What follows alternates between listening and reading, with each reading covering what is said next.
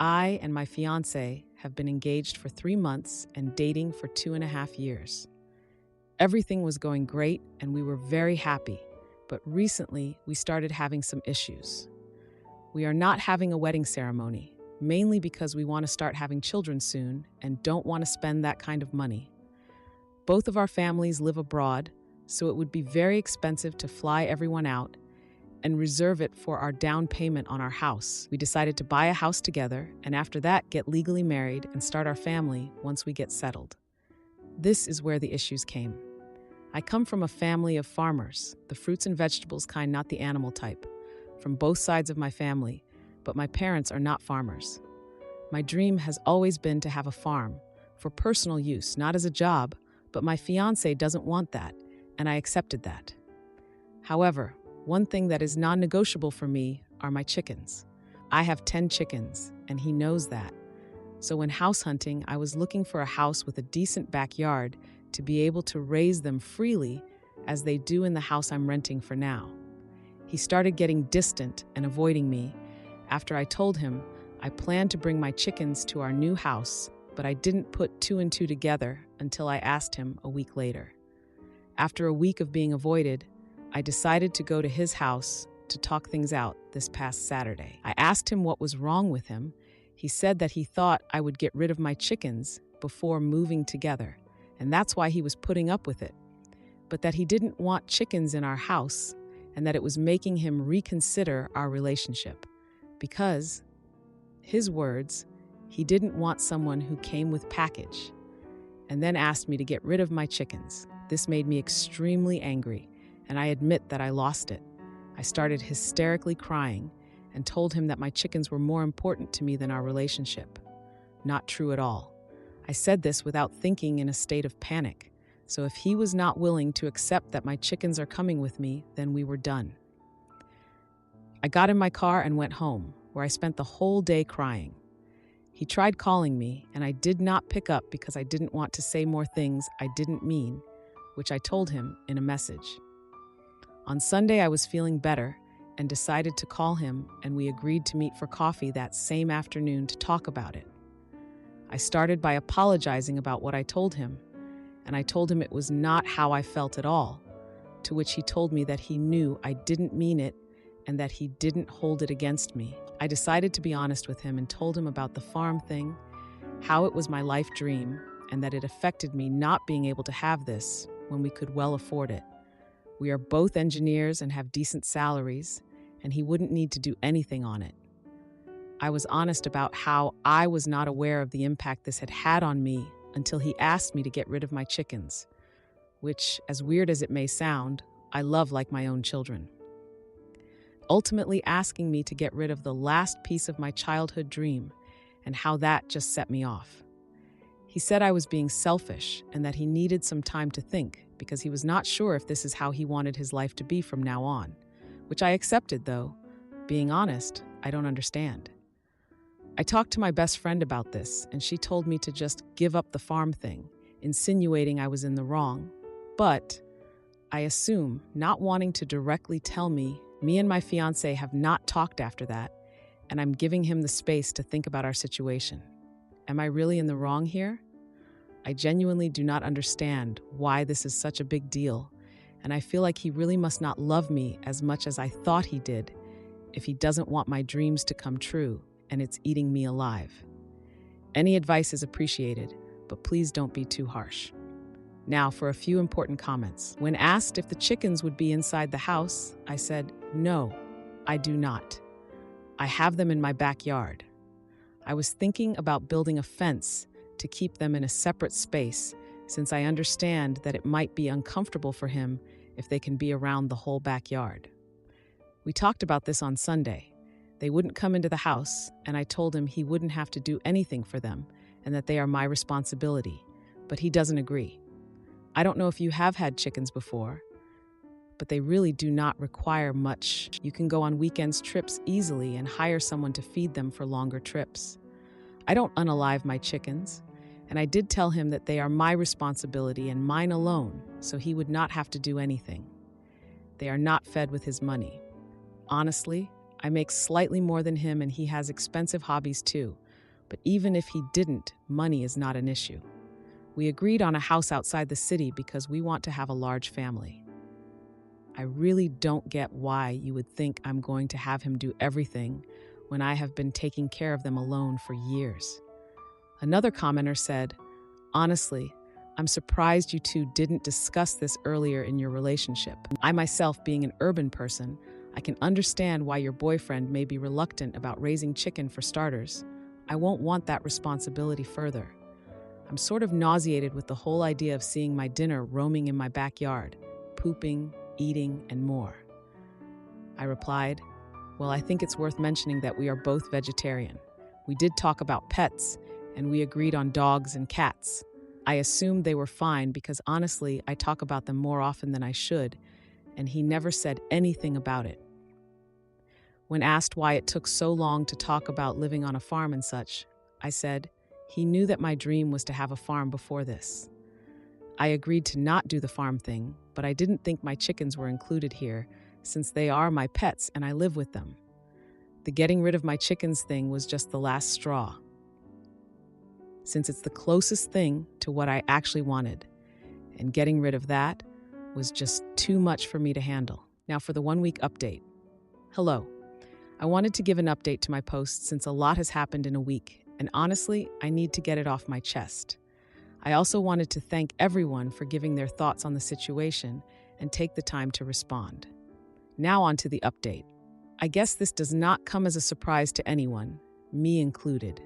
But we broke up. There is a lot more to the story than what I knew, and honestly, I'm still trying to process everything that has happened. After almost a week of no contact, he called me on Friday and told me he wanted to talk to me as soon as possible. So I told him to wait for me in my house, and I would go there once I was done with work.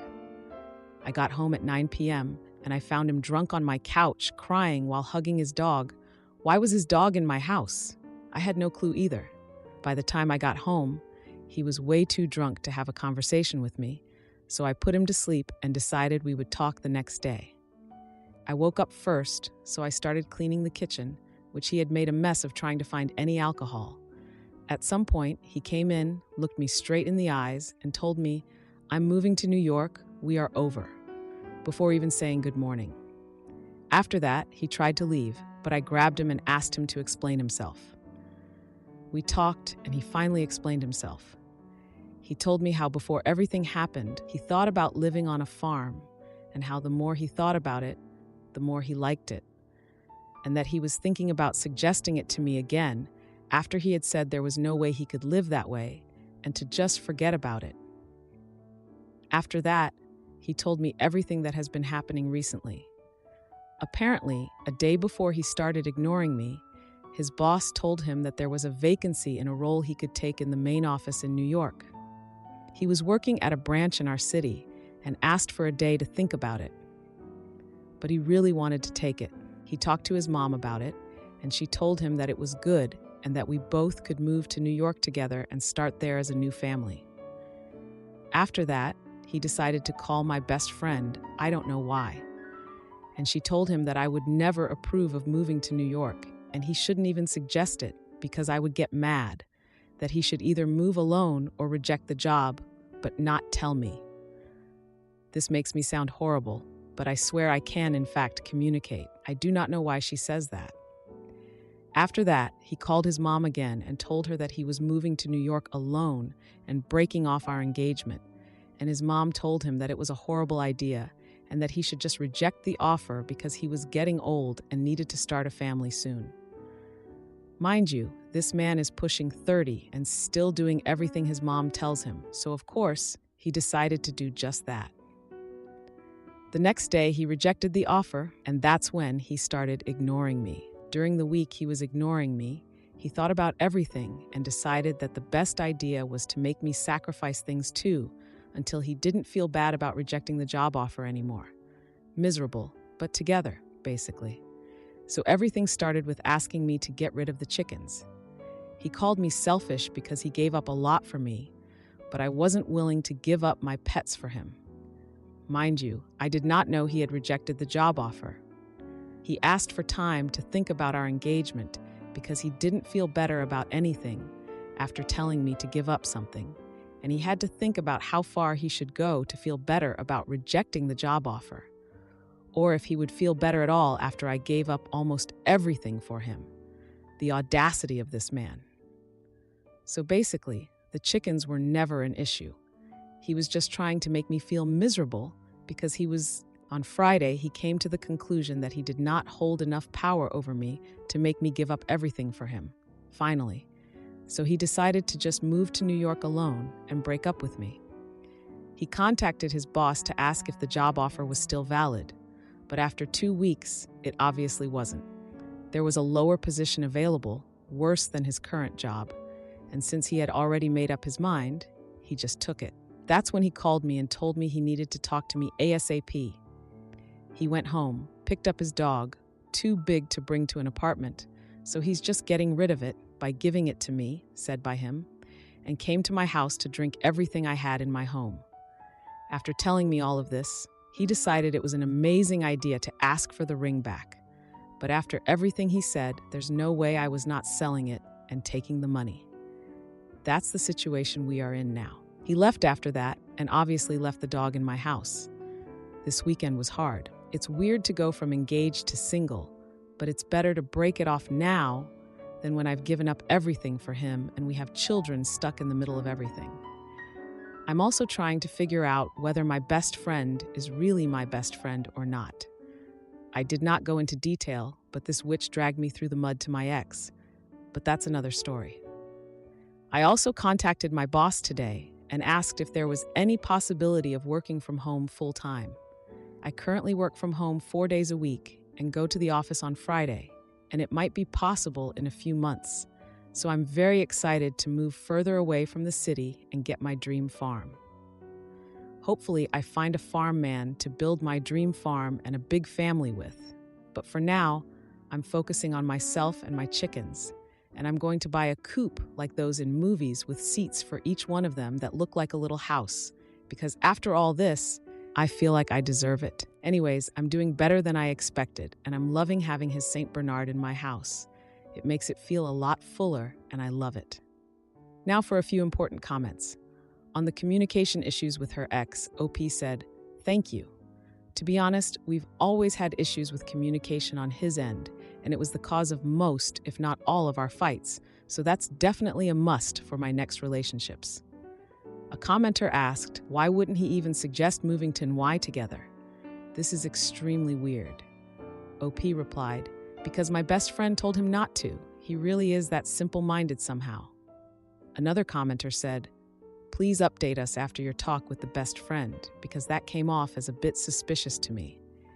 Maybe she will up and move to NY because she thinks he will like seeing a familiar face and fall madly in love. Or maybe she was just jealous of you and your relationship. OP responded, I highly doubt she's into him. I think the second is more likely. Anyway, I'm honestly not in the right space for more confrontation, so it's something I'm putting off for now, but I will confront her eventually. On her ex's dog adjusting to new surroundings, OP said, he's doing great so far. It's not the first time he's staying in my house since I kept him when he went out for more than a day, which is often. I'm worried about when he realizes that this is not temporary, but nothing wrong so far. He has always liked me a lot. Am I the idiot for quitting my nanny job because the parents encouraged their son's creepy behavior? Here's the script based on your instructions. Hey there, using a throwaway just in case. So I am from the US and recently moved to Italy to nanny. I feel this is important because so far I have not been able to tell if I'm struggling with a cultural difference here in Italy or if I actually have reason to be weirded out. It is easy to tell that the son, Dario, is in middle school, as he is already several inches taller than me and his mom, and has maybe 30 pounds on me. When I first got here, some of the stuff that freaked me out a little I could handle, and I chalked it up to being an Italy thing. This includes stuff like talking almost exclusively in a baby voice when addressing his parents, calling his parents mommy and daddy, fighting physically with his little sister over who gets to sit on mom and dad's lap multiple times throughout the day, fighting with the sister over who gets to sleep with the parents, getting extremely upset when mom or dad leaves for the day, and whining about not getting enough kisses or time laying in bed kissing with mom, and having his parents blow on chewed food in his mouth because it's too hot. Now, I really don't want to be critical of this if it's normal here, you know? But in the US, I seriously can't imagine a single 7th grade boy engaging in any of these behaviors, so it's really new to me. And really, it hadn't affected me, so I just let it be. The problem is, though, that now I'm starting to get involved, and it's making me really uncomfortable. For example, our rooms have adjacent windows, which allows the kids to see into my entire room at all times. To me, this is pretty inappropriate. What am I supposed to do when I need to change clothes? But I also don't want to seem like I am sexualizing children or accusing them of anything, so I just politely asked for curtains and took to changing in the bathroom. After weeks without curtains, the family finally promised me that someone was coming to put them up. Well, he only put them in the kids' room. Ever since then, I find Dario peeping through the curtains at me multiple times a day. Now, I'm sure he is just checking on me or curious about what I'm up to, but it makes me so uncomfortable. I didn't want to tell the family, though, because I'm afraid they would think I was accusing their baby of, trying to spy on me changing, so I just took matters into my own hands and hung a blanket up over my window. Another issue has been when we stay at the kids' grandparents' house. There's a room for the parents with a bed for one child and a room for me with a bed for one child. I figured we would split up, boys and girls, and I would stay with the daughter. But nighttime rolls around and Dario is crawling into the bed next to mine. I was so uncomfortable I could hardly sleep. I have talked to my friends at home about this, and they all think it's really weird because we aren't related and he's a teenager now. But this is, of course, an American opinion, so I can't tell for sure if we're imposing our ideas on this family. Again, if this is really a cultural thing, though, I don't know how to tell the family that where I am from, it's kind of inappropriate for a boy so old to be sleeping next to me, especially when he's been spying on me lately, without causing issues. Of course, these behaviors affect other aspects of our life, as well as it is hard to get Dario to do anything because he usually claims it's too hard to do. Making a bed at 13 too hard? Are you kidding? And I often find myself wanting to tell him to grow up. What I need help with is knowing whether he does need to grow up or if all this behavior is normal here, and I am the crazy American that needs to adjust. Is this behavior normal for a 12-year-old, or is it immature?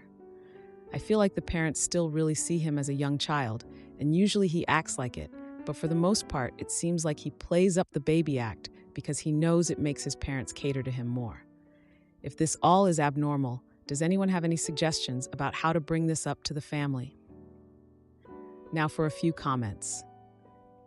A commenter said it's normal behavior for a spoiled 13-year-old, and the problem is the parents. They mentioned having a similar culture to Italy and stated the behavior is inappropriate. Then the original poster replied, "Oh my goodness, the relief I am feeling right now to know that this isn't normal." They explained not feeling much authority because reprimanding him in front of his parents felt awkward. They also noted Dario already shows signs of being rude and critical. Another commenter asked about the parents' response to the request for curtains. The original poster replied, expressing confusion at the parents' weird behavior, like not providing a trash can despite knowing it was needed. When asked about discipline, the original poster shared that the parents claim they don't need to discipline the kids. The mom is strict about certain things, but Dario's rude behavior is often ignored or encouraged if worded politely. Finally, there was a question about whether the child is autistic. I thought about the autism initially, but I'm fairly certain it isn't that because when his parents are gone, the baby act completely turns off, and he acts like any other teenager, albeit manipulative and critical, I have ever known. I have worked in childcare, in the classroom, and as a coach for years now. Now for the 4-month update. Hi all, I'm back 3 to 4 months later with an update. Long story short, I quit. Here's the long version for those interested. The curtain issue. Like I said in my last post, I had just hung a blanket for privacy, and since then, there have been no peeping issues. I asked 2 more times for curtains and was reassured both times that the curtain man would come to hang them in my room. He did come back once and hung more curtains in the kids' room, but again not in mine. Then I was told that they didn't like him and would be finding another curtain guy to hang my curtains. It's been 4 months. No more mention of it. I still use the blanket. The vacation issue. I have simply refused to go on vacation with them. I'm off on weekends, and I've reached a point where I just refuse to be home for the entire weekend and manage not to see them from Friday night until Monday morning if I can help it. I go on weekend trips, crash on couches, sneak into my room when they're eating, things like that, just to avoid seeing anyone on my days off. The Dario issue. Dario still acts extremely immaturely. I've warmed up to him a lot, and I've figured out how to cut his rudeness and such. He's become a lot more positive and kind, especially because his mom has been gone a lot and he's with me every day. I'm very upbeat and have worked really hard to get him to socialize and speak kindly. Unfortunately, he seems to have almost regressed in terms of the childish behavior. He still sits on laps, kisses a lot, and sleeps with a parent when the other is gone. The baby talk is constant. For example, he loves to repeat back butchered syllables of words, if that makes sense. Like his dad will say, "Pasami un cucchiaio," pass me a spoon, and he will clap and exclaim, "Ayo," or "Voy del agua," do you want water? And he'll go, "Qua qua." He also has started eating kind of like a baby too.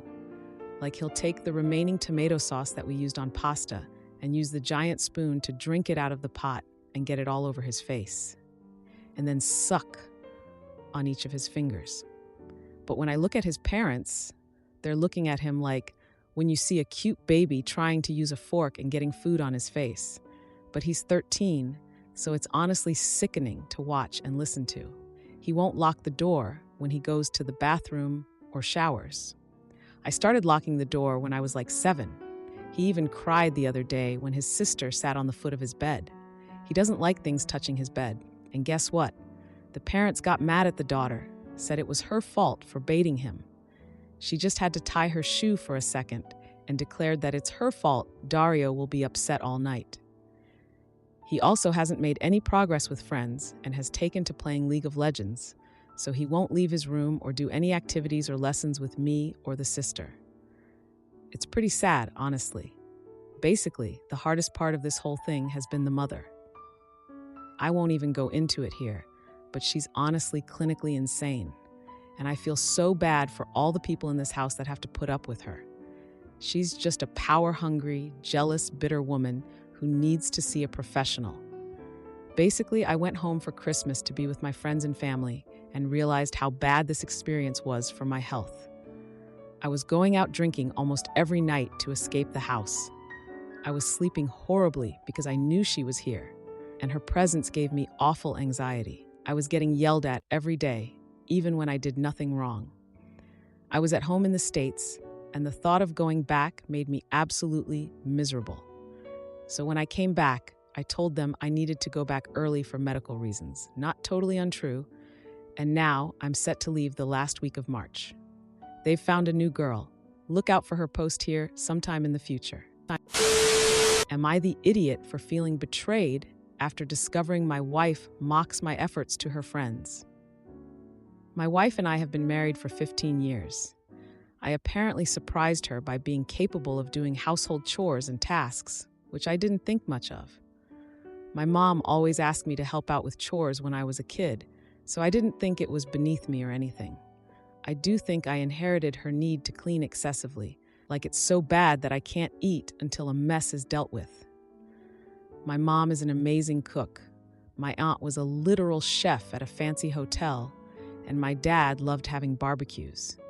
It was pretty natural to learn from them and pick up a thing or two.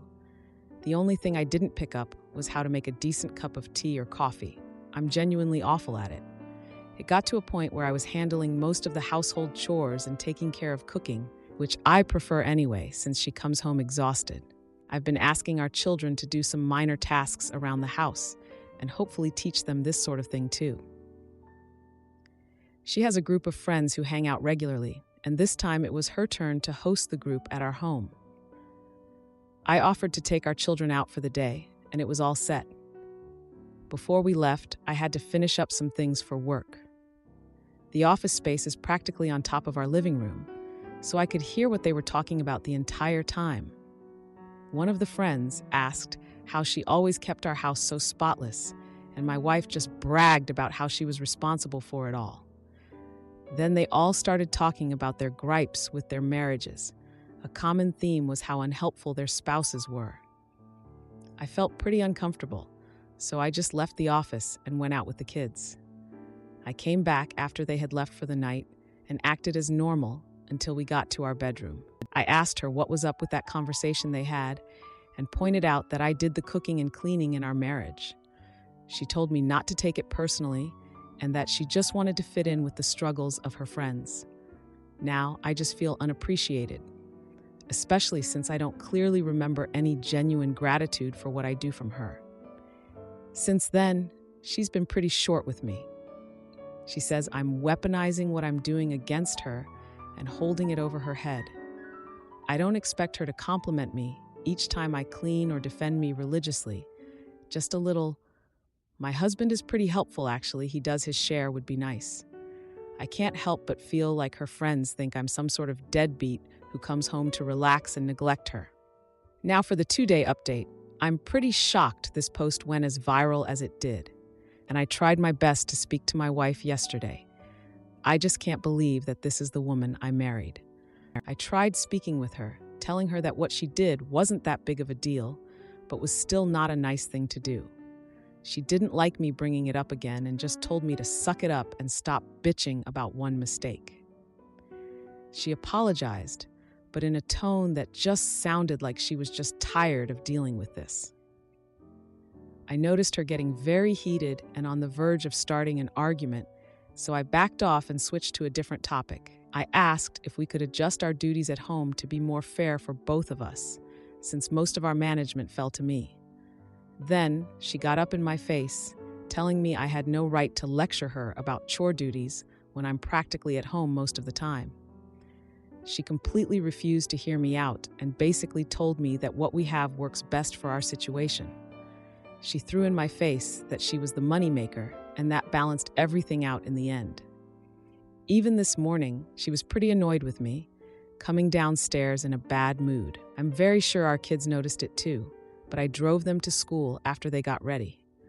When I got back, I noticed that my wife left her packed lunch on our kitchen counter. So now I'm sitting here, just feeling like the woman I've known for 15 years hates me. I guess I'll have to push this issue properly even if she gets angry. She's been ignoring my texts and attempts to call her. I can't just let her act like this, especially in front of our children. Now for the next day's update. I think I'm just done at this point. I did something I never did before and went into her phone while she slept. We both know each other's passwords, so it wasn't really difficult. Some of the cheating comments got to me, and I felt pretty paranoid about this situation. Instead, I found a group chat with some of her work friends. It was just nonstop mockery of me and some of the stuff I did for her. She told them how embarrassed she feels to be with me and that I dote on her like a parent and don't feel like her husband. The lunches I pack for her are humiliating because I add sweets and other treats I know she likes. Some of her coworkers teased her about the snacks I have for her, and she admitted to just throwing them out at work. She doesn't have any issue eating them at home, but at work, she throws out my baking. She had some choice words to say about me in her chat, some of which I don't have the courage to type out here. One of her meme pictures was of me on my knees, scrubbing a bathroom tile, edited to have some sort of dress on, like I was some sort of housewife from the 1960s or something. I just closed her phone and left the bedroom. I confronted her about the chat in the morning and the contents of it, which got her panicking. I focused on our kids this morning and left her to her own devices. It's not like she would have appreciated a kid's lunch anyways. Now she's texting me like crazy at the office, but I think I lost all respect for her and what she's become.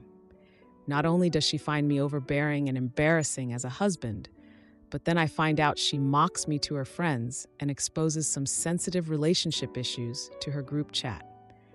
This will probably be the last update, since I don't think she can come back from this. We just celebrated our 15th anniversary last month, too. I feel like a loser now after seeing what my wife actually thinks of me. Now for a few comments. One commenter asked if OP was a stay-at-home father. OP replied, "We both work. She makes about $100K a year, while I make around $70K. She earns more, but she's definitely not the only income in our household. What makes my job great is that my boss lets me have a lot of flexibility, so I can work from home and take care of the house and kids as long as I give him a heads up.